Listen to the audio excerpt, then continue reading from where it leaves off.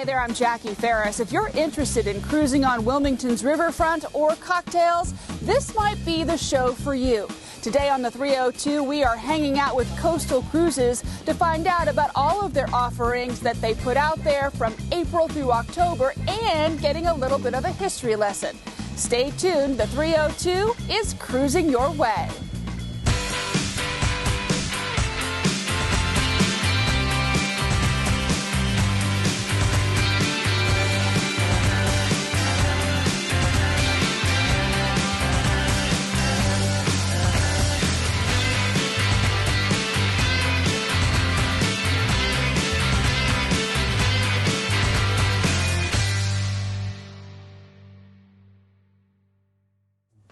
If you like to cruise, then Wilmington's Riverfront is the place for you to go. We're going to talk today about Coastal Cruises and everything you can see and do with these folks. I'm joined now by DJ Thazik, and he's going to tell us all about it. DJ, thank you so much for joining us. Absolutely. Yes, it's a beautiful day here today. So you have several different are they boats, or do you call them ships or cruisers? Yep. What do you call them? Yeah, so they're passenger boats. Okay. So we have a little bit to offer for everyone. We have two different boats here located at the Wilmington Riverfront. As you can see, the one behind us here, that's our Tiki boat, which is a fun tropical atmosphere, offering public cruises as well as private charters.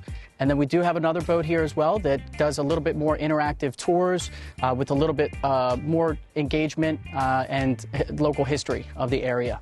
So how did you guys get into this, cruising up and down the riverfront?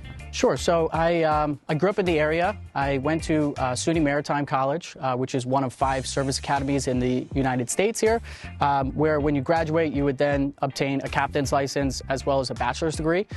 So I kind of got my foot in the door in the maritime industry that way. I started then offering tours and cruises in Chesapeake City on the upper Chesapeake Bay. That was our first location. And then this opportunity presented itself. It was a beautiful expansion for us here to the Wilmington Riverfront. So we opened up here last year. So this really is a part of, I guess, the blossoming of the riverfront. I mean, people can really get a sense of how much it's growing and thriving at this point. Sure. So it's the perfect place for this. It really is. A lot of the focus of the expansion has been on the riverfront, on the river itself. And, you know, between the river walk here, we really wanted to add a nice attraction where people could kind of get a different view of the city from the water. Mm-hmm. So are you seasonal? We are seasonal. So we operate from April through October. So it's about 6 or 7 months. But it stays pretty nice even in the month of October. And we do special events to kind of keep people coming out. We do hot cider and donuts. So that's always fun. The kids like those. And we try to do different special events to keep it fun and exciting. Now, when you say October, is it the end of October or? Yeah, it's the end of October typically, depending on weather. Mm-hmm. So we usually run until about Halloween weekend. So we have to keep our fingers crossed that the weather is good for the next couple of weeks. We're hoping so. So far, we've had a great September, and you know, September is really nice. It starts to cool down a little bit. So yeah, we're hoping to have beautiful weather all the way through the end of October. Now, we're just coming out of COVID, and hopefully we never go back into anything like that. But how did you guys fare the COVID pandemic? Well, like every business, we kind of had to implement different policies and procedures. We did social distance, and we did cut our passenger capacity down, which was a little tough for us, but we knew that, you know, we would eventually be able to make it through. And, you know, we wanted people to feel comfortable still coming out. But we were outdoors, so that was one of the benefits. And we were able to still host small groups and small gatherings, small family events and things like that, you know, other establishments weren't able to provide during those times. So we've made it through, and we're hoping to continue to grow as things kind of start to open up and people continue to feel more comfortable being out and about again. Sure, sure. And when somebody comes to take one of your cruises, is there anything they should wear, or what should they do? Well, we always recommend to check the weather. So if it's calling for light rain, we do have a canopy top, but it could be a little breezy, so bring a light jacket. But everything is on our website, so we do try to answer all those questions in advance. We're available by message or phone call, so if you do have any questions. we're always here to try to answer those questions for everyone. So if you want to have a birthday party for somebody, you should probably wear comfortable shoes because you got it right. Because you shouldn't be like cruising around in stilettos and stuff, right? It happens, but we tried to minimize that because we don't want anybody to fall down or be uncomfortable. So we do recommend sandals possibly, but comfortable shoes and comfortable clothing to move around and have a good time. So what's the experience like whenever you take one of these cruises? What happens? Sure. So our public cruises, people could purchase tickets and join in with other groups. So that's always a fun time. You meet new friends and have a great time on the water. We do have a bar on board as well and a restroom. So those are basically pretty important as far as everything that you need. Yeah, everything that you might need. We are located right here behind some wonderful restaurants that can provide catering on board. So if you wanted to bring food on board for some of the private charters, that's always nice because they're a little bit longer, our private charters. Sure. And you want to be stocked up so that you're not thinking about being hungry or wanting something to drink, and you can just focus on the experience of the water with your friends. Yeah. So it's the perfect thing to do if you haven't seen like a reunion kind of thing or a birthday. Yeah, reunions, birthdays, anniversaries. We've even hosted weddings or wedding parties. And there's also a lot of hotels here at the Riverfront. So if you wanted to, plan your whole weekend around this, then there's places to stay the night and maybe even grab a bite to eat the next day before you take off. Absolutely. Now we're really excited about hopping on and going for a cruise and learning more about the historical component to all of this. We'll be right back.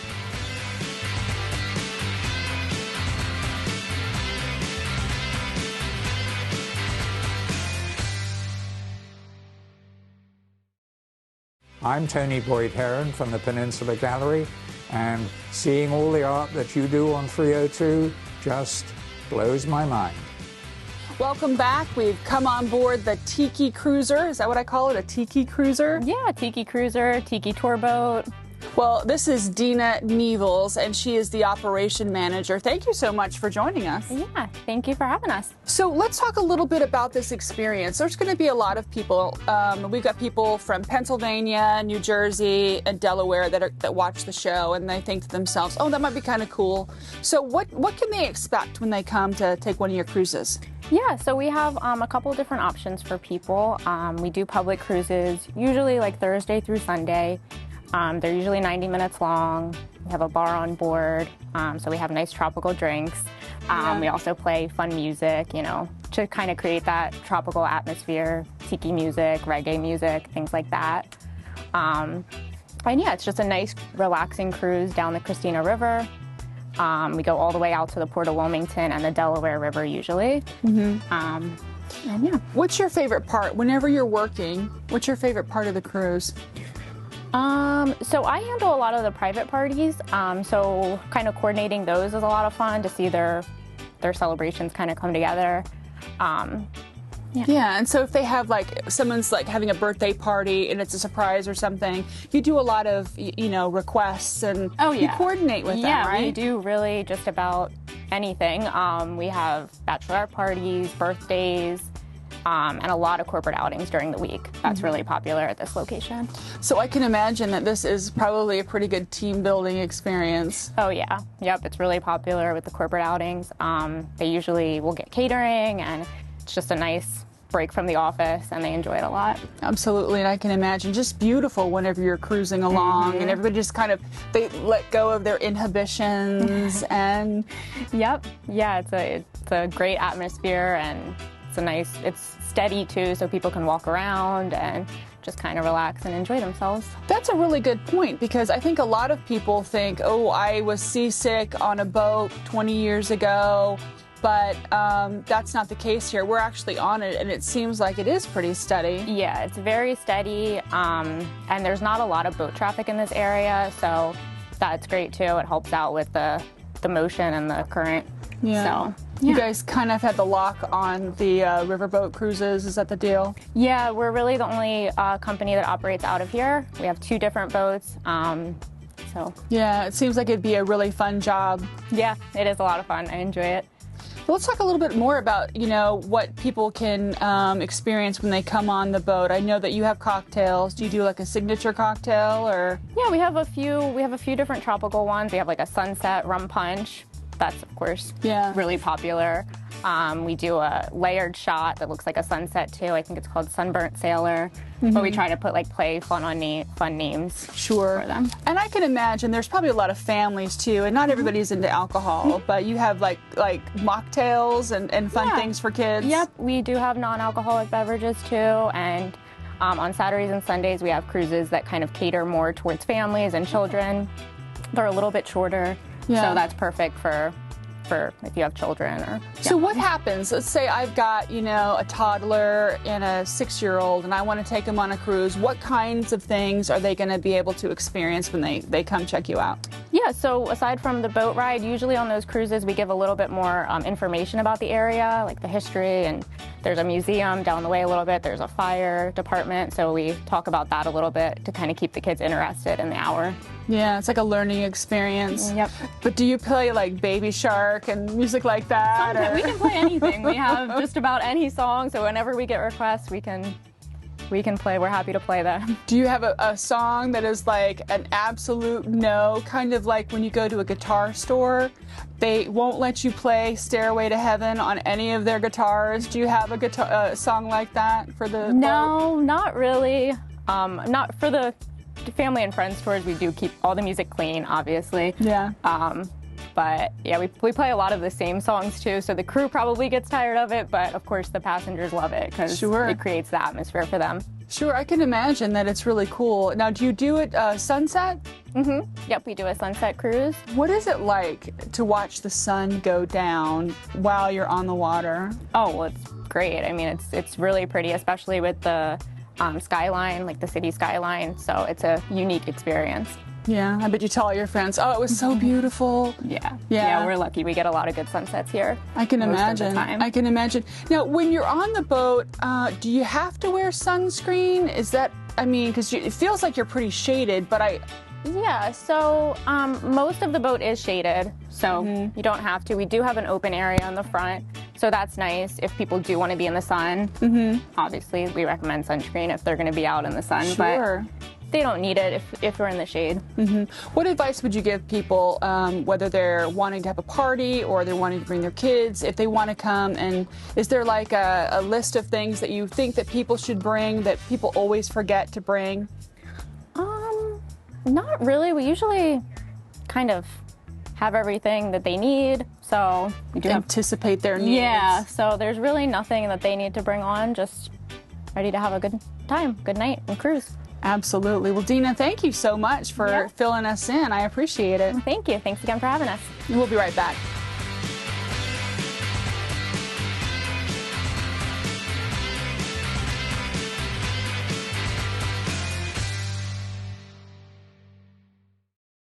I'm Justin Day from Jessup's Tavern, and I love the vittles on the 302. Welcome back. We have set sail on the Tiki Cruiser. I'm joined by Captain Tim Gasparovic. Did I say that right? Yes, you did. Right on. I love it when that happens. So let's talk a little bit about history. You are the history guy on the cruise, right? I would be, yeah, if I was driving. So tell me a little bit about what is so cool about the Christina, and why is it called the Christina River? Well, this area actually was settled by the Swedes in 1638, and this river is named after the queen, who ended up being the queen, but was the daughter of the king, Christina. So that's why it's named the Christina River. And it's been that way since 1638 when they landed here, once he established a fort on the Christina River. This river itself right now is 13 feet deep. It wasn't much deeper back then. And as time went on, they had all their merchant ships would come in and out of here, but they actually didn't start any type of relationships as far as shipping goes until they had their fort built. And the reason for that is the Dutch were here and the English were here above it. Where they were located, where they built the fort, was out of sight from the Delaware River, which was out of sight from the British and the Dutch at the time. So they established a business relationship with the Lenape Indians, and they had just exactly that. It wasn't a hostile relationship. They didn't take over the area. They didn't take over the territory. They worked with them. But they had a nickname for the They did, Swedes, and it escapes right? me what the name was, but I found out the translation of that. They thought it was a term of endearment. It was not. It was translated to be trickster.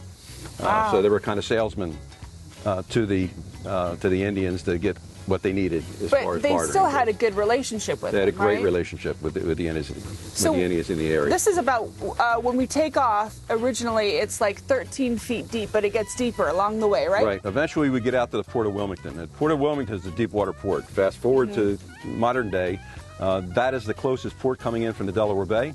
Del Monte, actually not Del Monte doesn't come in here, but Dole comes in here. They have a contract. All their container ships come in there. They bring Chiquita bananas in there as well.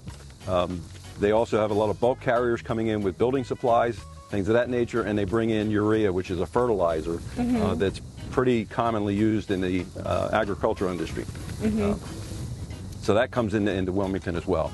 All of it comes up, if it's coming from the Atlantic Ocean north, is coming up the Delaware Bay, but much of it comes up in South America, so it's coming up through the Chesapeake Bay, through the C&D Canal, and then over to Wilmington, underneath the Delaware Memorial Bridge and over to the Port of Wilmington. So it's an important port, and the reason why it's so important and valuable is because you have water, and it was the same as it was in 1638. The water was the transportation means, and so they came up and down the Christina River to do trade. Rail cars came after that, so now you have water and the rails that can move the things around. There were wagons at the time, and then they expanded beyond that, and now we have highways. So you Right. got 495s right there, 95s right there. So everything is right there. It's kind of a perfect storm for transportation as far as moving product around in the from the Port of Wilmington. And it was also a place where there was a lot of shipbuilding? Yes. Fast forward into the 1900s, the 30s. This area, Dravo Shipyard, was right in this area. There was a number of shipyards that were right here. They built a lot of landing craft vehicles in this area that actually served in World War II. We actually have a picture of a landing craft being launched right here at our site where we have our boats docked, and we also have another picture of the exact same boat on the beach at Normandy. Oh, that's amazing. So it's really interesting, and you know, it's a great. Once we found that out and saw those pictures, I was like, this is a great point of interest for people to know about it. So yes, they built shipbuilding landing craft here. They built minesweepers here as well, but they also built rail cars. Okay. And it was a rail car industry was big back then, and they built passenger rail cars that were right along the river here.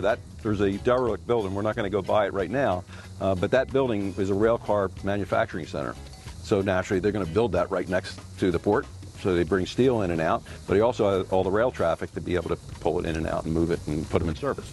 So I want to ask you about the monument. I know that in the case of 6 minutes, we can't talk about all the history because there's so much history Yes, there is. here. But talk to me about the monument and the Swedes and how that works. At Fort Christina, which is further out of the river going toward the port, there is a area that's established as Fort Christina, where they believe the fort was actually located, and they established that as a park. And the reason why they established it as a park because the King of Sweden was going to give a monument to the United States for all their help over the years and for landing here in 1638.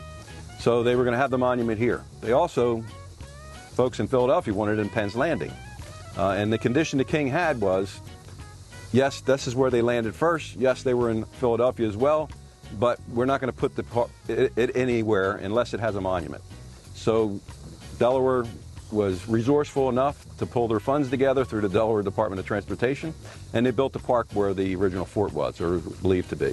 That monument now sits there. It was dedicated to the United States in 1938. And governor, or not the governor, but the governor was here, but President Roosevelt came here, and they did a dedication ceremony along with the Swedish officials. That's just amazing, you know, all the history that, you know, we talked about the food, we talked about the cocktails and the party aspect of things, but you really get a really strong history lesson when you take one of these cruises, thanks to Captain Tim. Yeah, our afternoon cruises, folks are quite interested in the history in the area. Yeah. The evening cruises are more party atmosphere. So what's the most interesting question, the one that sent you, because you know a lot about the history, the one that sent you to the research books to find the answer? You've been stumped? just to know the area. When we first started here, I said, what are we going to talk about? And then the more I looked into things is, what am I not going to talk about? Because there's so much to talk about with the history in the area through different eras. It's not just one era, it's a multiple eras. So that's what got me going on, one, trying to find factual experience, because sometimes myths and legends go about, and you don't want to talk about myths and legends if you don't know them to be fact. So that helped us. We also had a friend of mine who is a military historian, dug in deep and got a lot of information for us. His name's Tim Smith. He did a fantastic job with that and did a lot of work on pulling all that together, which gave us even more information. When we first started, there was a group that told us about myths, that Liberty ships were built here. Oh. And we were talking about Liberty ships being built here. And so we found out we don't have any evidence at all of Liberty ships being built here.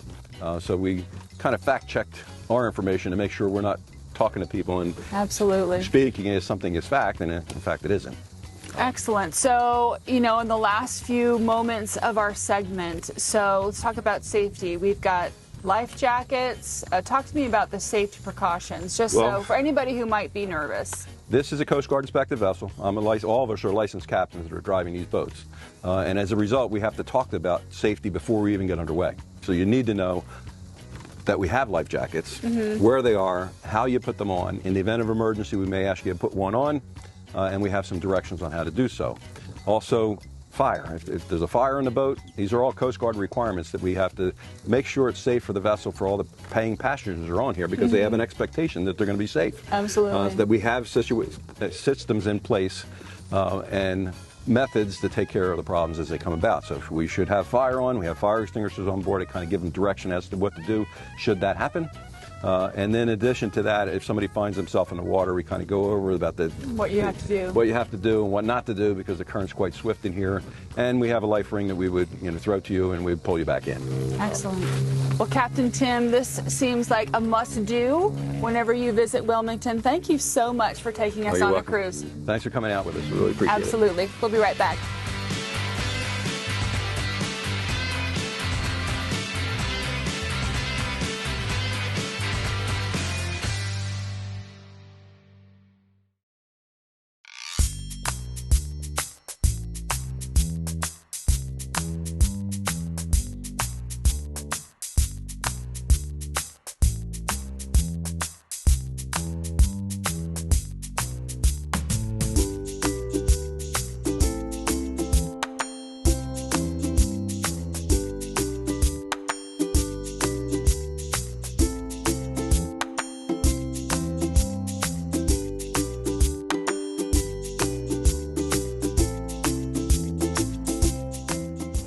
For more information on any of the cruises, go to coastalboatcruises.com.